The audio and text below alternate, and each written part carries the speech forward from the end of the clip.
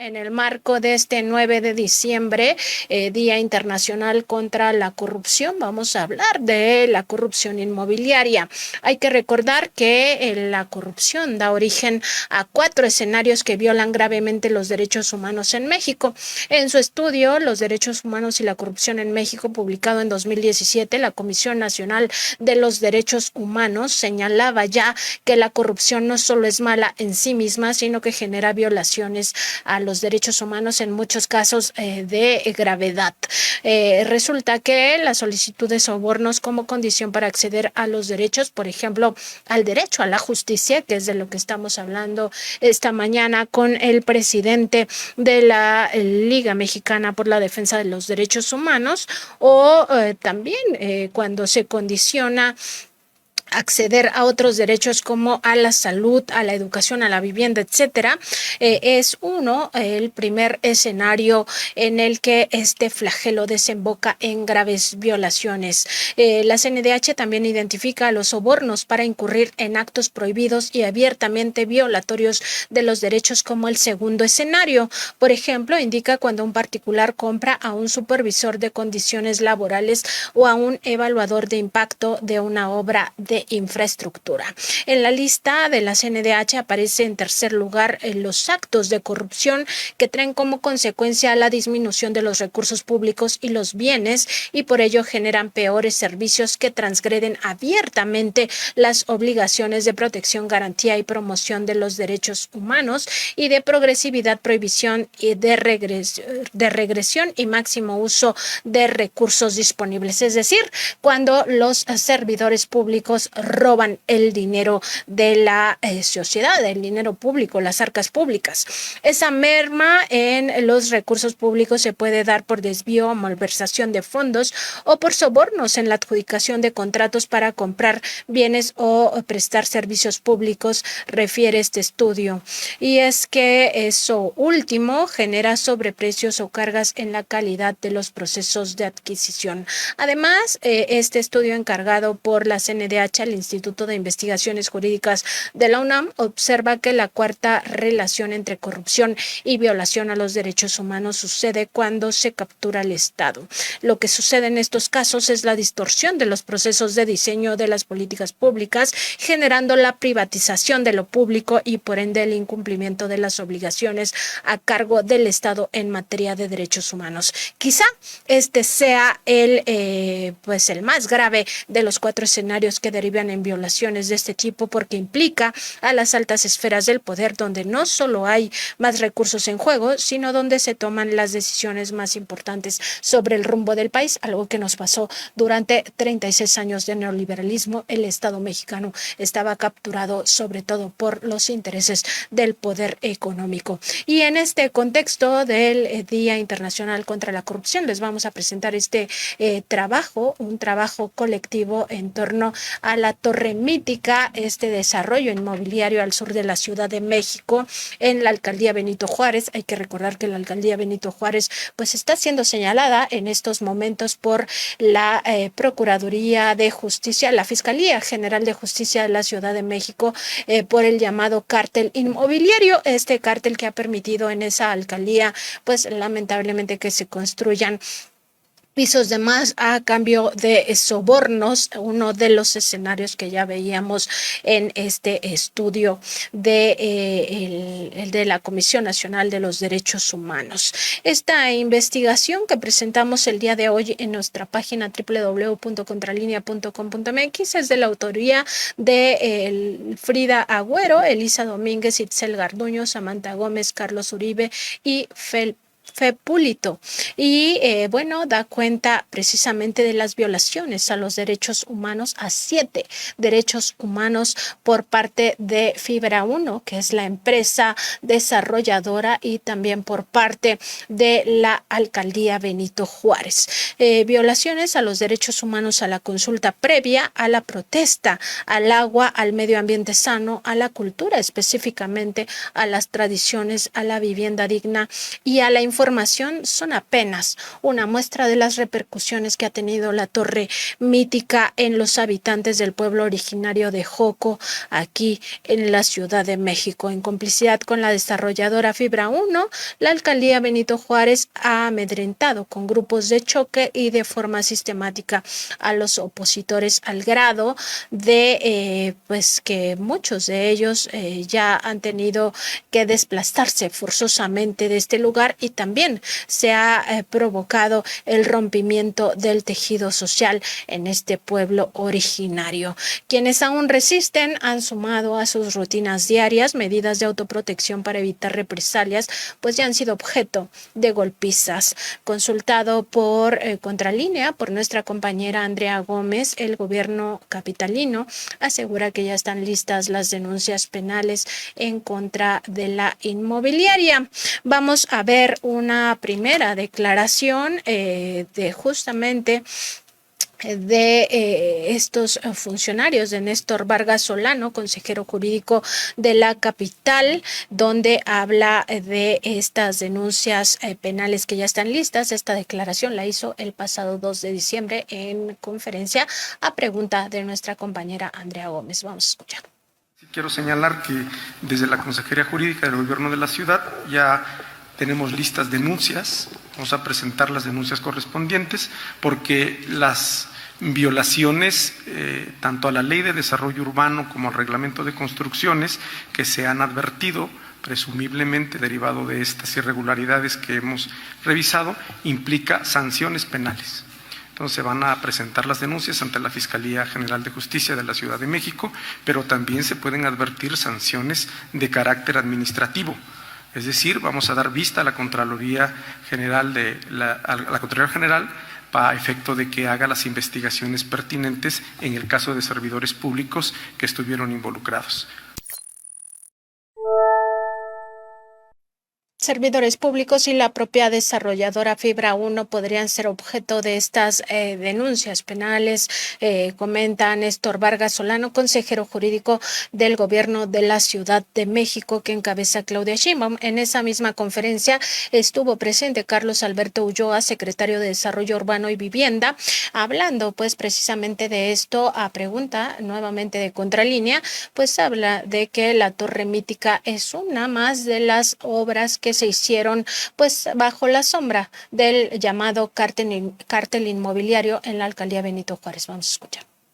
Sí, respecto al... Es un caso más también. Recuerden que cuando nosotros llegamos a este gobierno encabezado por la jefa de gobierno de la doctora Claudia Sheinbaum Pardo, esa obra ya estaba y la afectación a los vecinos de Choco ya estaba dada. Lo que hemos hecho es establecido mesas de trabajo con ellos. La última fue el acuerdo de que se rehabilite lo que no se había considerado el centro de salud a cargo de la desarrolladora. Se construyeron ya los pozos, se hizo la adecuación vial de la que se inconformaban los vecinos y de lo cual tenían razón. Sin embargo, hay interés de la desarrolladora de continuar con el proyecto, pero hasta el momento no hay ninguna autorización por la Secretaría de Desarrollo Urbano y Vivienda. Se le insistió en esa conferencia al titular de la SEDUBI, pues qué sanciones va a tener la desarrolladora Fibra 1 y sobre todo quienes están detrás de esta torre mítica. Sin embargo, pues su respuesta ha sido muy, digamos, poco relevante en torno a lo que significa mítica para el pueblo de Joco. Vamos a escuchar cómo dice que es que la empresa se obligue a hacer obras de mitigación como si con eso se reparara el daño. Vamos a escuchar. Las sanciones han sido que cumplan con las medidas de integración que les corresponde a las afectaciones que tuvieron al pueblo de Joco. Aún falta un porcentaje mínimo, pero aún faltan cumplir con esas medidas de mitigación y de eso estamos pendientes. Tenemos más que nada una insistencia de que cumplan con las medidas que tienen que cumplir y de no hacerlo, pues los permisos y autorizaciones y liberaciones no serán dadas. En esa conferencia del pasado 2 de diciembre, el secretario Ulloa pues hablaba de lo que significa el cártel inmobiliario en la alcaldía Benito Juárez y cómo esta corrupción representa 7.142 millones de pesos. Vamos a escuchar esta última declaración. El total de los inmuebles excedentes de pisos son 130 inmuebles, que representa 264 niveles de más construidos en la alcaldía Benito Juárez. Esto lo que representa es una afectación tremenda a la calidad de vida de los habitantes de la alcaldía Benito Juárez y por ello también a la Ciudad de México, vialidad, seguridad y servicios como el agua. Quiero hacer una comparativa de lo que representan 264 niveles. La Torre Mayor tiene 54. No hay en el mundo un edificio que mida 264 pisos de más. El edificio más grande del mundo se encuentra en Dubái, que es Burj Khalifa, es este que pueden ver aquí, y los metros que tenemos construidos en la alcaldía Benito Juárez es esta cantidad de 264 niveles de pisos de más construidos al amparo de la corrupción en la alcaldía Benito Juárez. La pregunta sería, ¿cómo y cuánto representa económicamente la corrupción ilegal de estas construcciones en el periodo de 2012 a 2022 y los que se acumulen en dinero representa 7.142 millones de pesos.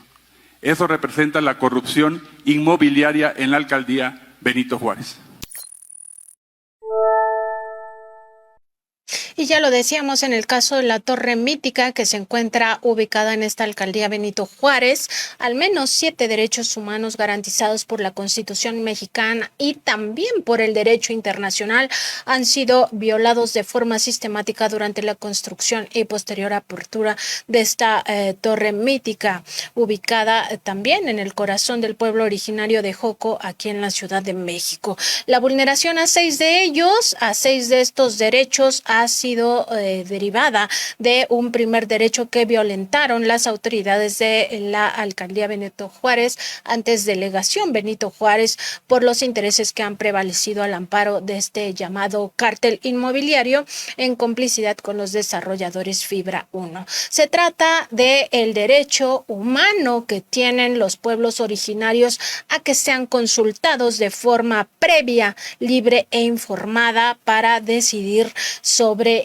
sus territorios, sobre sus comunidades, sobre sus propios recursos. Esto está garantizado por la Constitución mexicana y también por el convenio 169 de la Organización Internacional del Trabajo signado por México.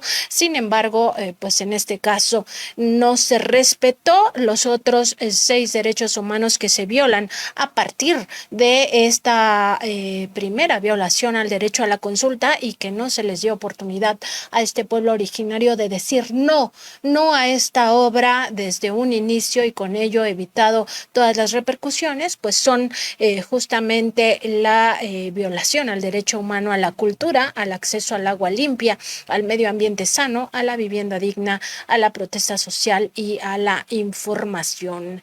Respecto de cómo se ha venido violentando el derecho humano a la protesta, este derecho está garantizado por nuevamente la Constitución mexicana y el derecho internacional.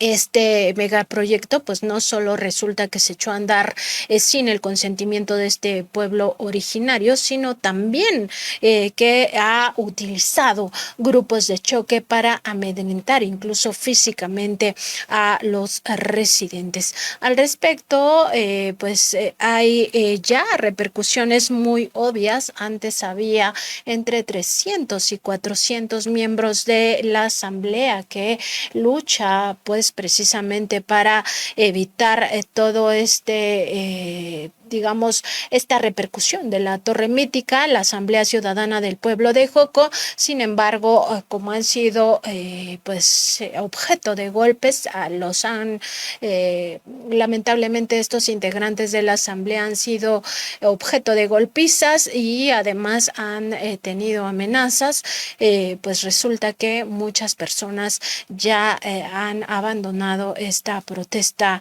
social. El primer audio que tenemos es de la tesorera de esta Asamblea del Pueblo de Joco, quien ha pedido anonimato por las mismas presiones que reciben todo el tiempo por este activismo en contra de la Torre Mítica. Vamos a escuchar cómo ella narra que antes habían entre 300 y 400 integrantes de la Asamblea y hoy quedan pues realmente alrededor de 30 o 40. Vamos a escuchar. ¿Cuántos miembros quedan ahorita en la Asamblea? Pues bueno, los más constantes son como entre 20 o 30. ¿Y antes cuántos eran? Pues éramos aproximadamente como unos que inicialmente empezamos como 400 personas.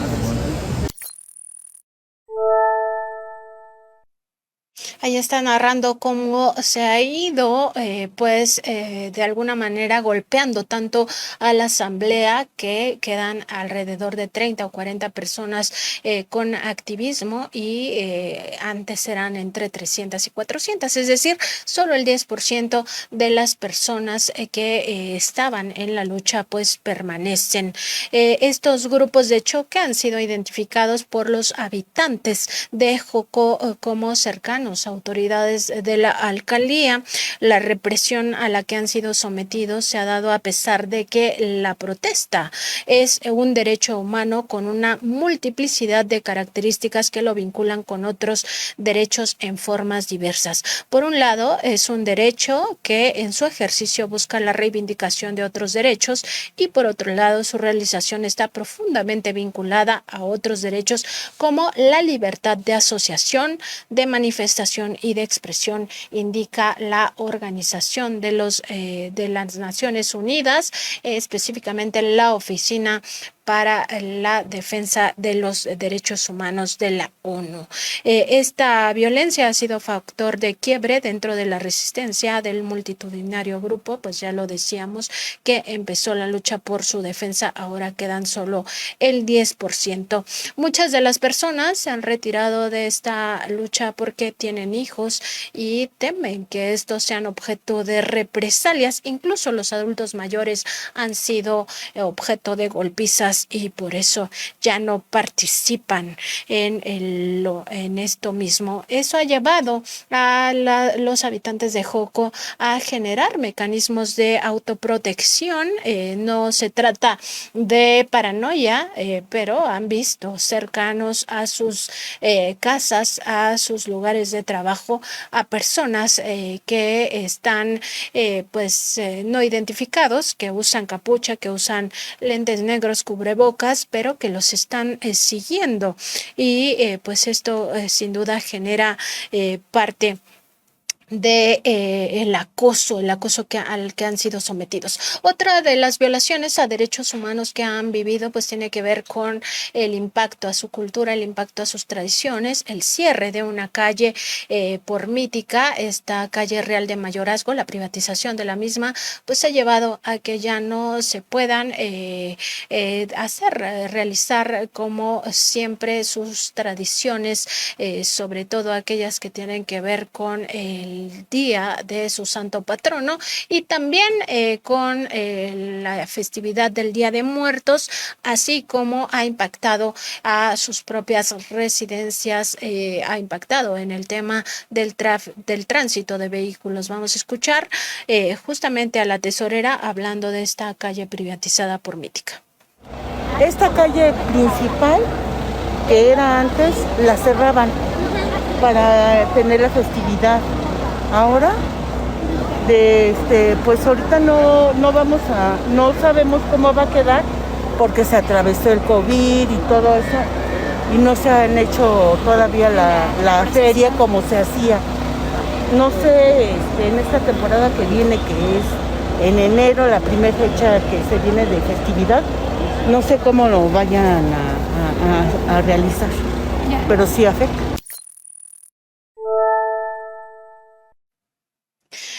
Pues sí, se afecta y por supuesto hay quejas también por parte del hospital que tiene que ver con esta área de Mítica, un hospital que está integrado a la misma, de que no pueden utilizar estos cuetones en sus festividades porque se altera a los pacientes, se altera al propio personal médico. Pues resulta que estas tradiciones vienen de hace años e incluso de décadas y ahora pues este desarrollo inmobiliario busca hasta que eso se les prohíba. Al respecto de otro derecho humano el cual ha sido violentado por la Torre Mítica, habla Álvaro Rosales, presidente de la Asamblea Ciudadana del Pueblo de Joco, y se refiere precisamente al tema del agua. Ya no tienen agua en Joco a pesar de que pues antes cavaban pozos y ahí brotaba el agua. Vamos a escuchar. Nosotros te voy a platicar, nosotros escarbábamos 3 metros y teníamos agua. Dentro de la casa, alrededor de los 50, que fue cuando entubaron Río Churubusco, nosotros en nuestras casas nos hacíamos con nuestro pozo de agua. Hoy en día tenemos 3 pozos muy cercanos, 2 aquí en General Anaya, uno aquí luego junto al 1200 que era Bancomer, que ahora es la SEP, y aparte el que está en la alcaldía. Y aún así no tenemos agua. Otra vecina del pueblo de Joco, Rosario Velázquez, habla de que no tienen acceso a pipas. Ellos son los que tienen que comprarles y además la empresa de la desarrolladora Fibra 1 ha argumentado ante los vecinos que pues esta falta de agua es porque se rompió una tubería hace ya más de 2 años. Vamos a escuchar. Pipas de la delegación está abasteciendo ahora sí, porque se cortó los tubos de agua, que por un error, por lo que sea, pero ahorita ya va a ser 2 años que no abren las tomas de agua. También otra vecina de nombre María Concepción habla de esta falta de acceso al vital líquido considerado un derecho humano. No han mandado pipas. ¿A quién le han dado pipas? Yo no tengo agua para entrar al baño. Aquí no tenemos tinaco porque mi techo es de lámina. No tenemos tinaco arriba, no tengo agua. Si no cae de la llave, ve ahorita, si todo es una llave, no hay agua. Yo me baso al agua que sale nada más de la llave porque no tengo agua. Entonces, pues no, la delegación apoyarnos, no ha apoyado nada. Además, la tesorera de la Asamblea de los Pueblos de Joco, del pueblo de Joco, y también una vecina de nombre Elizabeth hablan de que el agua se les ha cortado como una forma de amedrentamiento, específicamente cada vez que se manifiestan públicamente se les corta el agua. Vamos a escuchar. Esta manifestación que estamos haciendo nos va a costar 15 o un mes de no tener agua. Salíamos a manifestarnos y en cuanto terminaba la manifestación o en el mismo momento que nos estábamos manifestando, el agua nos las quitaban. Acerca de la violación al derecho a la vivienda, otro derecho humano vulnerado por esto, nos habla la vecina Lilia Muñoz, quien se refiere al desplazamiento forzoso que han sufrido varios de los vecinos. Decenas de personas han salido del pueblo de Joco. Había más familia, o sea, era más, ahora sí que más, muchos vecinos del pueblo y ya muchos se cambiaron por lo mismo, vendieron sus terrenos. También el derecho a la salud ha sido vulnerado, o un derecho adicional en el caso de justamente una persona que cayó en uno de estas zanjas abiertas por la empresa. No había señalizaciones y pues lamentablemente tiene ya condiciones de salud muy graves por justo haberse caído en una de estas zanjas.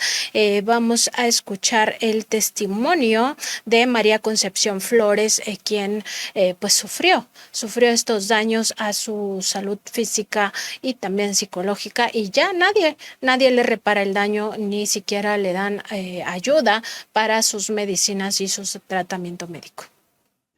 Por cuando estaban poniendo el piso, la obra de mitigación, aquí, pese de que es un área, zona federal, esa banquetita que ves ahí, ellos la rompieron. Entonces, como ves, yo cuelgo mis cosas ahí. En la mañana yo abro a las 6 de la mañana, levanto mi cortina y al abrirla agarro mi reja y me paro así. Al pisar la banqueta, se desborona la banqueta. La picaron por abajo y dejaron el cascarón. Caí así. Tengo lesión en la quinta y sexta vértebra, desplazamiento de vértebras, que me está oprimiendo el nervio. ¿Sí? No tengo mucha movilidad en este brazo. No puedo cargar cosas de más de 3 kilos. No puedo dormir. ¿Sí? De verdad mi vida cambió muchísimo. Hasta que un día vinieron ellos y me dijeron, no, pues es que la empresa dice que pues que con la pena ya no hay presupuesto para atenderla. Le dije, ¿cómo crees? No, ya no hay presupuesto. Ya no tienen presupuesto, ya no se le puede atender hasta aquí. Con este último medicamento para los dolores, después de un mes, fíjate, con este medicamento hasta aquí termina nuestra ayuda para usted. Ya no podemos hacerle. Y ya, pues así ya me quedé, digo, y me cambiaron mi vida porque pues yo dejé de ser útil. Yo todavía soy una persona que tiene que comer, que se tiene que mantener y no puedo hacerlo porque ¿cómo lo hago? ¿Cómo lo hago si no puedo? Mi esposo tenía su trabajo porque esto era mío. Él tuvo que dejar su trabajo para venirse para acá. Dejamos de percibir un sueldo más.